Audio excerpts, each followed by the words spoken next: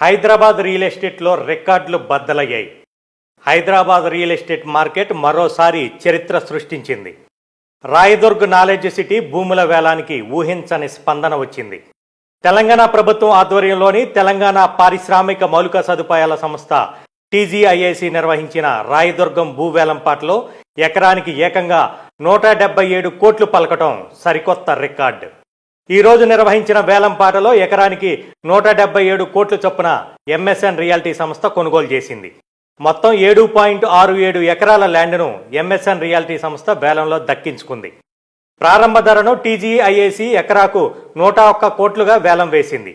చివరకు ఒక ఎకరాకు 177 కోట్ల చొప్పున రాయదుర్గ్ నాలెడ్జ్ భూములను ఎంఎస్ఎన్ రియాల్టీ సంస్థ దక్కించుకొని రికార్డు క్రియేట్ చేసింది.